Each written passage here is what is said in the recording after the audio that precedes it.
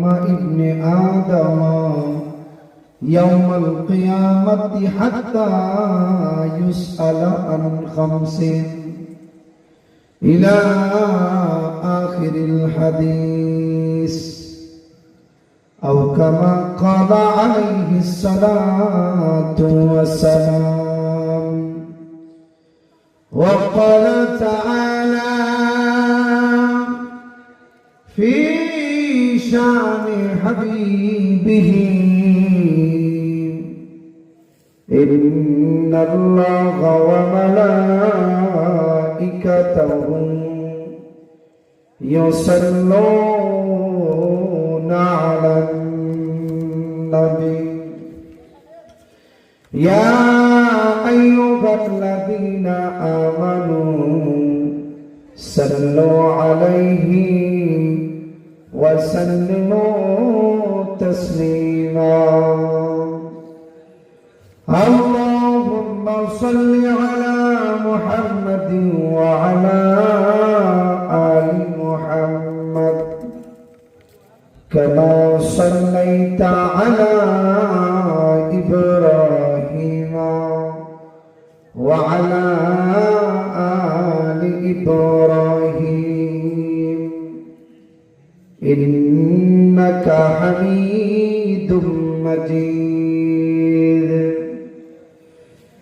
اللهم بارك على محمد وعلى آل محمد كما باركت على إبراهيم وعلى آل إبراهيم إنك حميد مجيد. بلغ العلا بكماله كشف الدجى بجماله حسنت جميع خصاله صلوا عليه وآله. لا إله إلا الله لا إله إلا الله لا إله إلا الله لا إله إلا الله لا إله إلا الله لا إله إلا الله لا إله إلا الله لا إله إلا الله لا إله إلا الله لا إله إلا الله لا إله إلا الله. محبتي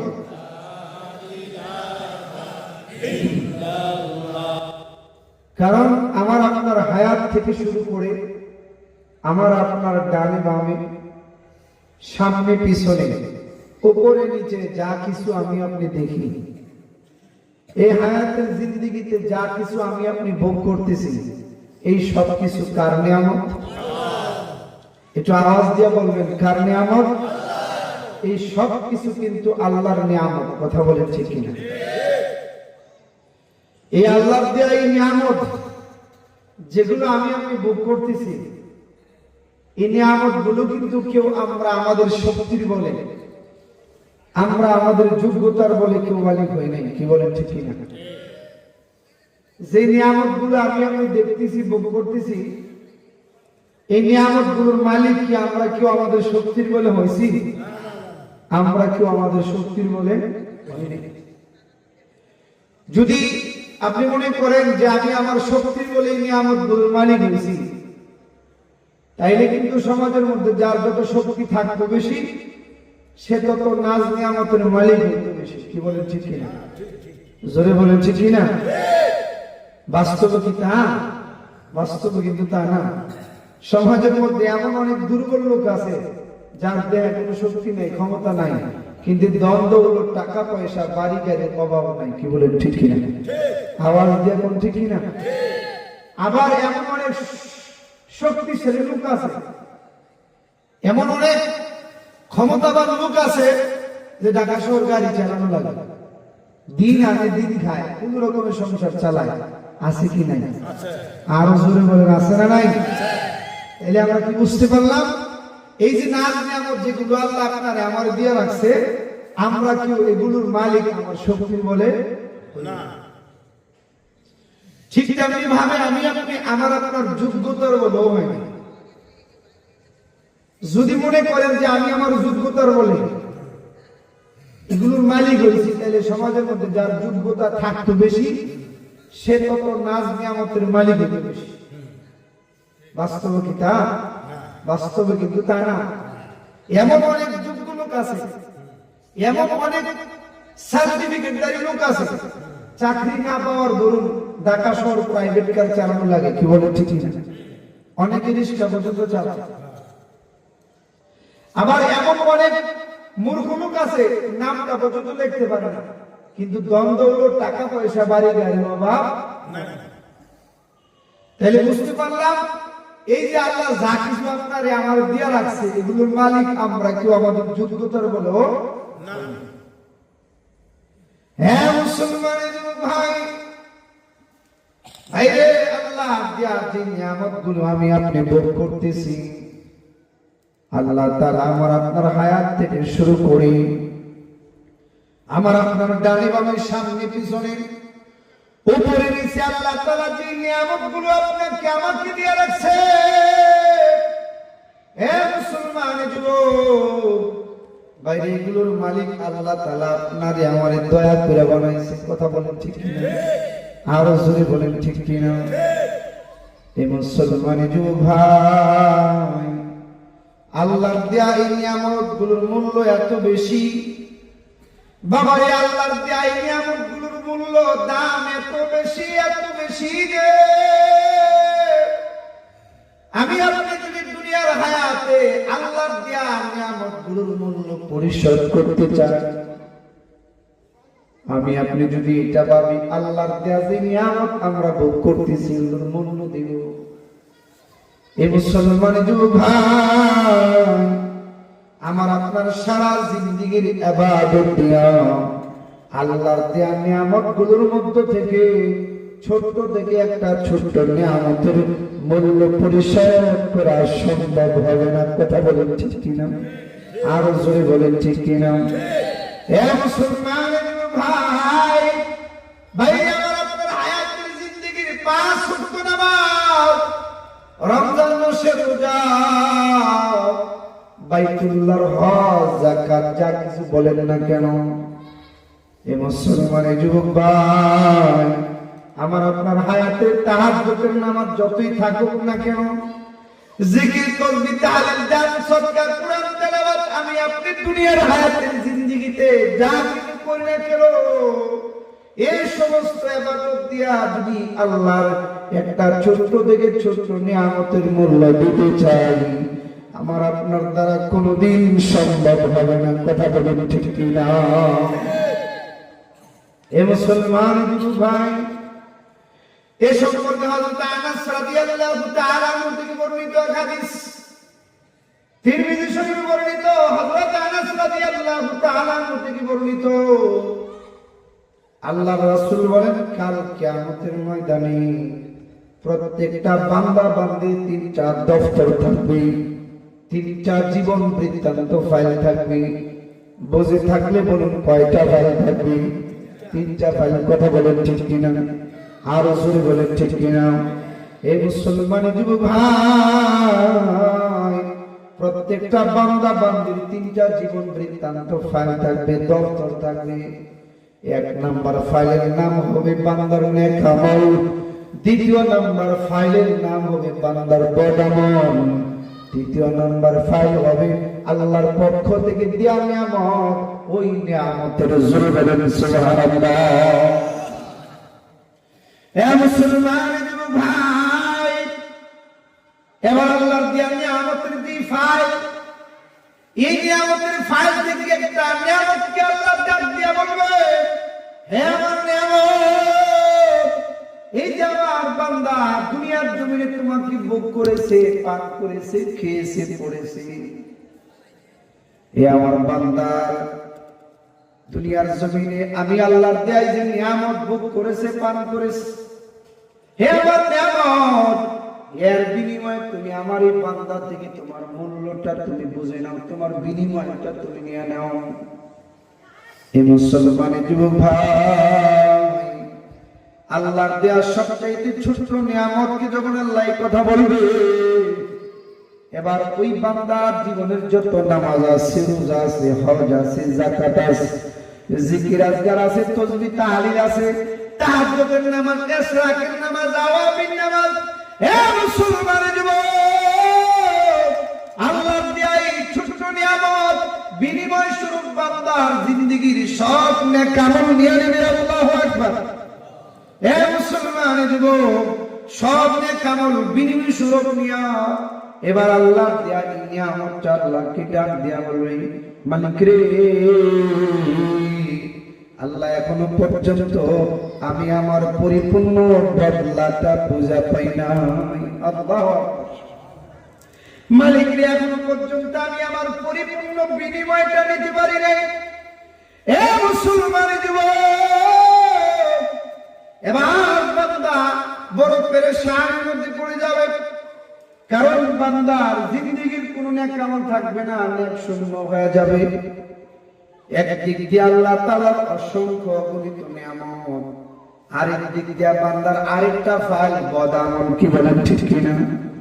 বান্দাই চিন্তায় পড়ে যাবে, কারণ তার নেক আমলের ফাইল থাকবে না, শূন্য হয়ে যাবে। গুনার ফাইল আর নেক আমলের ফাইল, এই দুইটা বাকি থাকবে। বান্দাই চিন্তায় পড়ে যাবে, আহারে আজকের দিনে আমি কিভাবে পাবো, আজকের দিনে আমি আল্লাহ তাআলার জান্নাতের মালিকটা কিভাবে হব। এ মুসলমানের যুবক ভাই, ওই সময় আল্লাহ তাআলা বান্দার জীবনের গুনার যেই ফাইল আছে, গুনাহগুলোর মাফিরা আল্লাহ তাআলা বান্দার জিন্দেগীর নেক আমল বাড়াইয়া আল্লাহ তাআলা তার ওই বান্দাটার তার জান্নাতের মেহমান বানায় দিবেন। সুবহানাল্লাহ।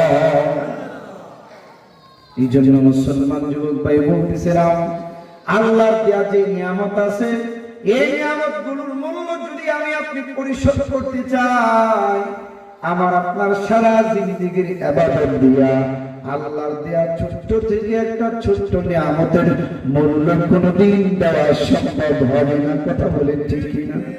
আরো জোরে বলেন ঠিক কিনা? এ মুসলমানের যুবক ভাই, শুনতেই নয়, এই সম্পর্কে মুসলিম শরীফের দ্বিতীয় খণ্ডের মধ্যে একটা ওয়াকিয়া বর্ণিত হয়েছে। আল্লাহর রাসূল সাল্লাল্লাহু আলাইহি ওয়াসাল্লাম সাহাবায়ে কেরামদেরকে ওয়াকিয়া শোনাচ্ছেন, ঘটনা শোনাচ্ছেন, ওয়াজ করতেছেন। এ আমার সাহাবারা, আরে পূর্বকার যুগে এমন একজন বড় আল্লাহওয়ালা ছিল, যে আল্লাহর ওলিটা 100 বছর নয়, 200 বছর নয়, দীর্ঘ 500 বছর পর্যন্ত পাহাড়ের এক গুহার মধ্যে ধ্যানমগ্ন হইয়া আল্লাহ তাআলার ইবাদত বন্দেগী করেছিল। সুবহানাল্লাহ। 100 বছর না, 200 বছর না, বাবারে 500 বছর, 500 বছর পর্যন্ত আল্লাহর ওলি পাহাড়ের এক গুহার মধ্যে ধ্যানমগ্ন হইয়া আল্লাহর ইবাদত করেছিল। আল্লাহ রাব্বুল আলামিন জান্নাত থেকে 2 বেলা 2টা ফল তার জন্য খাবার স্বরূপ পাঠাইত। একটা ফলের ভিতরে থাকতো খাবার, আর একটা ফলের ভিতরে থাকতো পানি। এ মুসলমান, এ যুবক, এভাবে আল্লাহ তাআলা জান্নাতি খাবার 500 বছর পর্যন্ত এই গুহার মধ্যে তার জন্য পাঠাইত। বলেন সুবহানাল্লাহ। বাবার, এটা কোনো কাল্পনিক ঘটনা না, সহিহ হাদিসের ঘটনা। আল্লাহ রাসূল ওয়াজ করতেছেন। এ মুসলমান ভাই, আল্লাহ রাসূল সাহাবায়ে কেরামদেরকে ডাক দিয়ে বলেন, ও আমার সাহাবারা, আরে কাল কঠিন হাসরের ময়দানে যখন বিচার কার্য হবে, বিচার কার্য সমাধানের পর আল্লাহ রাব্বুল আলামিন আল্লাহর ওই প্রিয় বান্দাটাকে ডাক দিয়ে বলবে, হে আমার বান্দা, যাও যাও তুমি যাও, আজকে আমার দয়ায় আমার জান্নাতের মধ্যে যাও। সুবহানাল্লাহ। এ মুসলমান ভাই, আল্লাহ ডাক দিয়ে বলবে, বান্দারে, আমার দয়া আমার রহমের মাধ্যমে তুমি জান্নাতে যাও। এ মুসলমান যুবক, এবার বান্দা এমন চিন্তায় পড়বে, আল্লাহ বলে, আরে আজকেও কি আল্লাহর দয়া লাগবে নাকি? দুনিয়ার জমিনে 500 বছর ইবাদত করেছিলাম, দুনিয়াদারি সবকিছু চাইরা, রং তামাশা চাইরা, আনন্দ ফুর্তি চাইরা আল্লাহর জান্নাত পাওয়ার জন্য 1 বছর না, 2 বছর না, 500 বছর পর্যন্ত এই গুহার মধ্যে ধ্যানমগ্ন হইয়া আল্লাহর ইবাদত করেছিলাম। একটাই আশা ছিল, এই ইবাদত দিয়ে আল্লাহর জান্নাতে যাব। আজকেও নাকি আল্লাহর দয়া লাগবে, জান্নাতে যেতে হবে। তাইলে আমি যে দুনিয়ার জমিনে 500 বছর ইবাদত করলাম, এগুলোর নাম পর্যন্ত তো আল্লাহ নিল না। এই কথাগুলো কে চিন্তা করবে? আল্লাহর ওলি মনে মনে চিন্তা করবে, আরে আমার 500 বছরের ইবাদতের নাম পর্যন্ত লওয়া হইল না। যারে বান্দা, যা, তোমার ইবাদতের বিনিময়ে তুমি জান্নাতে যা। আল্লাহ চিন্তা বলে নাই। আল্লাহ বান্দার মনের খবর জানে কি জানে না? সবাই জবান খুলে বলেন, জানে কি জানে না? এই মুসলমানের যুবক, বান্দা যখন এইভাবে চিন্তা করবে, এবার আল্লাহ রাব্বুল আলামিন এক ফেরেশতাকে আদেশ করবে, হে আমার ফেরেশতা, যাও যাও, আমার এই বান্দাটাকে জাহান্নামের দিকে এগিয়ে নিয়ে যাও। আল্লাহর ফেরেশতা আল্লাহর ওই ওলিটাকে জাহান্নামের দিকে এগিয়ে নিয়ে যাবে। যাইতে যাইতে যখন জাহান্নামের কাছাকাছি যাবে, জাহান্নামের প্রচন্ড আগুনের তাপটা যখন দূরে থাকতে অনুভব করতে থাকবে, জাহান্নাম থেকে দূরে থাকা অবস্থায় যখন জাহান্নামের প্রচন্ড গরমের তাপ অনুভব করবে, আল্লাহর ওলিটা ওই সময় বড় পানির তৃষ্ণা লাগবে। আল্লাহর ওলিটা এক মুষ্ঠ পানির জন্য ছটফট করতে থাকবে। বাবারে, এমন সময় আল্লাহর আরেক ফেরেশতা আল্লাহর ওই ওলির সামনে দিয়া এক মস্ক পানি লয়া যাবে। এমন সময় আল্লাহর ওলি ডাক দিয়া বলবে, ও আল্লাহর ফেরেশতা, আমার বড় তৃষ্ণা লাগছে, আমার একটু পানি দাও যেন আমি আমার তৃষ্ণা নিবারণ করতে পারি। এ মুসলমান যুবক ভাই, আল্লাহ রাসূল বলতেছেন, আল্লাহর ওলিটা যখন এভাবে বলবে, এবার আল্লাহর ফেরেশতা ডাক দিয়া বলবে, হে আল্লাহর বান্দা, আরে আজকের দিনে যদি তুমি আমার কাছ থেকে পানি পান করতে চাও, তাইলে আমার বিনিময় দেওয়া লাগবে। এই মুসলমানের যুবক ভাই, খেয়াল করে শুনবেন, কাল কঠিন হাসরের ময়দানে বিনিময় কিন্তু দুনিয়ার কোনো টাকা হবে না, দুনিয়ার কোনো রিয়াল হবে না, দুনিয়ার কোনো পাউন্ড হবে না, ইউরো হবে না, ইউএস ডলার হবে না। ওই দিন বিনিময় থাকবে নেক আমল। কথা বলেন ঠিক কিনা? আরো জোরে বলেন ঠিক কিনা? এই মুসলমানের যুবক ভাই, এবার আল্লাহর ওলি ডাক দিয়া বলবে, ও আল্লাহর ফেরেশতা, আরে এক দিনের না আর 2 দিনের না, আমার কাছে 500 বছরের ইবাদত জমা আছে। এ মুসলমানের যুবক ভাই, এভাবে বললে পড়ে এবার আল্লাহর ফেরেশতা ডাক দিয়া বলবে, হে আল্লাহর বান্দা, আজকে যদি তুমি আমার কাছ থেকে পানি নিতে চাও, তাইলে 500 বছরের ইবাদতটা এই পানির বিনিময়ে স্বরূপ দিয়ে দেওয়া লাগবে। এই মুসলমানের যুবক ভাই, আল্লাহর ওলিটা 500 বছরের ইবাদত বিনিময় স্বরূপ দিয়া, মূল্য স্বরূপ দিয়া আল্লাহর ওই ফেরেশতার কাছ থেকে পানিটা নিয়ে নেবে। বাবারে, এমন সময় আল্লাহর ওলিটা ইবাদত শূন্য হয়ে যাবে, তার কোনো ইবাদত থাকবে না। আল্লাহর ওলিটা ইবাদত শূন্য হয়ে যাবে। এমন সময় আল্লাহ দিয়া বলবে, হে আমার বান্দা, আরে তুমি তো তোমার ইবাদতের পাওয়ার দিয়া জান্নাতে যেতে চেয়েছিলাম। কথা বলেন ঠিক কিনা? বান্দারে তুমি তোমার ইবাদতের পাওয়ার দিয়া, হে বান্দা, তুমি তোমার 500 বছরের ইবাদতের পাওয়ার দিয়া জান্নাতে যেতে চেয়েছিলা। ও বান্দা, আমি তো দুনিয়ার জমিনে তোমার এক মস্ক পানি খাওয়াই নাই, আমি আল্লাহ তাআলা অসংখ্য অগণিত নিয়ামতের মধ্যে তোমার ডুবায় রাখছি। কি বলে ঠিক কিনা? আর জোরে কর ঠিক কিনা? বান্দারে শুধু এক মস্ক পানি আমি তোমার দেই নাই, আমি আল্লাহ তোমার পঞ্চ ইন্দ্রিয় ঠিক রেখেছি, আমি আল্লাহ তাআলা তোমাকে সুস্থ রেখেছি, আমি আল্লাহ তাআলা অসংখ্য অগণিত নিয়ামত দিয়া তোমার ডুবায় রাখছি। বান্দারে, আমি আল্লাহ ওই সমস্ত নিয়ামত গুলোর মূল্য চাই না, আমি আল্লাহ যে তোমারে 2 বেলা 2টা ফল পাঠাইতাম, বান্দা আগে তুমি আমারে আমার ওই 2টা ফলের বিনিময় দাও, তারপরে তুমি আমার জান্নাতে যাও। এ মুসলমানের ভাই, এবার বান্দা বড় চিন্তায় পড়ে যাবে, আরে না না না না,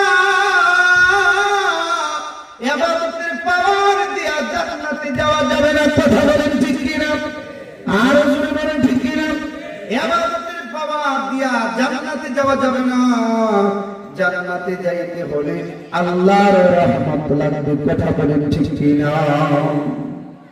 এ মুসলমানের যুবক ভাই, এবার বান্দায় বড় চিন্তায় পড়ে যাবে, আমার তো কোনো ইবাদত নাই, আমি কিভাবে জান্নাতে যাব?